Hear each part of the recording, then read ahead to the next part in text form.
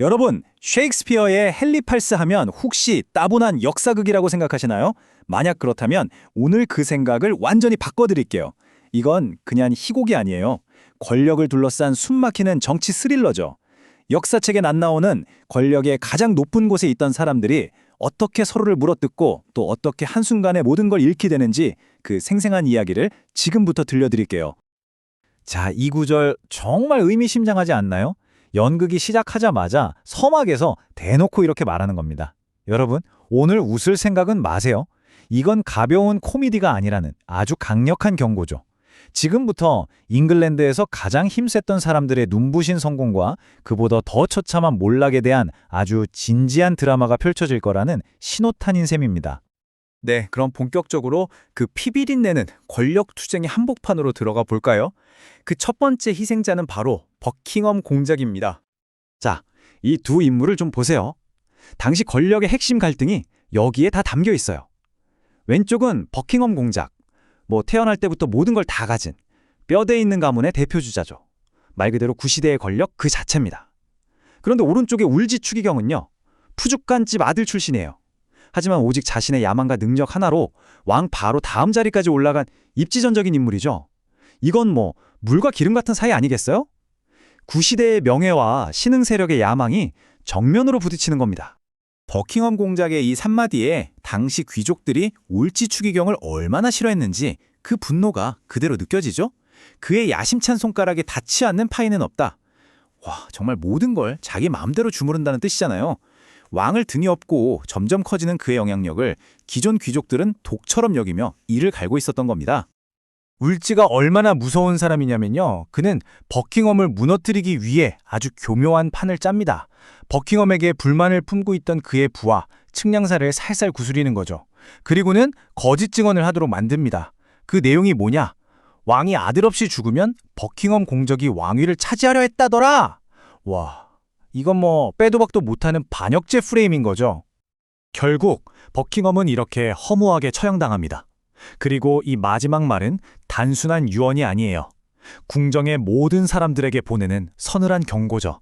그러니까 내 이야기를 하면서 울지 추기경한테 밉보이면 어떻게 되는지 똑똑히 기억하라는 그런 메시지를 남긴 겁니다. 모두가 이 사건을 보고 깨달았을 거예요. 아, 저 추기경은 절대 건드리면 안 되는 사람이구나. 자, 한 명의 거물이 사라졌습니다. 그럼 이제 왕의 칼날은 어디로 향할까요? 놀랍게도 바로 자신의 아내, 무려 20년을 함께 살아온 캐서린 왕비였습니다. 왕은 이제 이혼을 원하고 있었어요. 물론 왕이 내세운 이유는 아주 그럴듯해요. 형의 아내와 결혼한 것이 양심에 걸린다거나 나라의 안정을 위해선 아들 후계자가 꼭 필요하다는 식이었죠. 하지만 진짜 이유는 뭐였을까요? 바로 젊고 아름다운 왕비의 시녀 앤 볼린에게 푹 빠져버린 겁니다. 그래서 캐서린 왕비를 내쫓기 위해 아예 공개 재판까지 열어버리죠. 여러분이라면 어땠을 것 같으세요? 남편인 왕과 나라의 2인자인 추기경이 이미 다 짜고 치는 재판이에요. 이런 상황에서 왕비 혼자 뭘 할 수 있었을까요? 그냥 무릎 꿇고 용서를 빌어야 했을까요? 캐서린은 정말 영리했어요. 처음에는 아주 낮은 자세로 나옵니다. 저는 이 땅에서 의지할 곳 없는 힘없는 외국인 여자일 뿐입니다. 이렇게 자신의 연약함을 드러내면서 동정심에 호소하는 거죠. 하지만 이게 다가 아니었어요. 여기서부터가 진짜입니다. 갑자기 그녀는 재판을 주관하던 울지 추기경을 똑바로 쳐다보며 폭단 선언을 합니다. 나는 당신을 내 재판관으로 인정할 수 없어. 당신은 나의 적이니까. 와, 이건 정말 엄청난 장면이에요. 모두가 보는 앞에서 추기경의 권위를 정면으로 짓밟아버린 겁니다. 그리고는 더 이상 들을 것도 없다는 듯이 그냥 일어나서 당당하게 법정을 나가버려요. 이 예상치 못한 저항 한 방으로 왕의 이혼 계획은 완전히 틀어지고 모든 걸 계획했던 울지 추기경은 그야말로 제대로 망신을 당한 거죠. 자, 남의 눈에 눈물 나게 하면 자기 눈엔 피눈물 나는 법이죠. 다른 사람들을 그렇게 무너뜨렸던 울지 추기경, 이제 그가 자신의 야망에 잡아먹힐 차례입니다. 연극의 주제, 위대함이 얼마나 빨리 비참해지는가, 바로 그 클라이맥스가 다가오고 있습니다. 근데요, 그 대단했던 추기경의 몰락이 정말 어이없는 실수 하나에서 시작됩니다.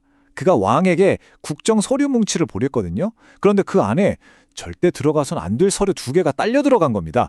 하나는 뭐냐? 바로 자기가 그동안 긁어모은 어마어마한 사유재산 목록? 그리고 또 하나는 와, 이건 진짜 치명타인데 왕의 이혼을 늦춰달라고 교황한테 몰래 보낸 비밀 편지였어요.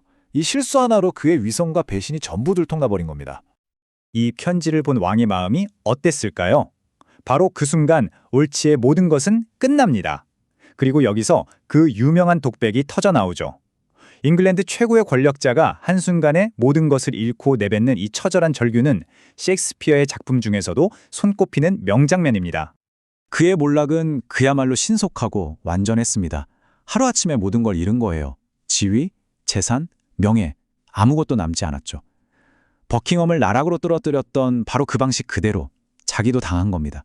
참 역사의 아이러니 아닌가요? 자, 이렇게 버킹엄과 울지라는 거대한 두 기둥이 차례로 쓰러졌습니다. 권력의 지도에 거대한 구멍이 뻥 뚫린 거죠. 그럼 그 빈자리는 누가 차지할까요? 이제 새로운 선수들이 무대 위로 등장할 시간입니다. 이 표를 한번 보세요. 모든 게 한눈에 보이죠? 왼쪽이 몰락한 사람들, 오른쪽이 그 자리를 차지한 새로운 강자들입니다. 버킹엄, 캐서린, 울지가 사라진 자리에 토머스 크롬웰, 앤 불린, 그리고 토머스 모어가 들어왔습니다. 이건 단순한 자리 바꿈이 아니에요. 울지의 책략을 이어받은 크롬웰, 종교개혁의 불씨가 될 앤 불린, 그리고 새로운 양심의 상징이 될 토머스 모어, 잉글랜드의 운명을 통째로 바꿀 새로운 시대의 시작을 알리는 겁니다. 결국 헨리 8세는 모든 장애물을 치우고 원하는 것을 얻었습니다. 앤 불린이 새로운 왕비가 된 거죠.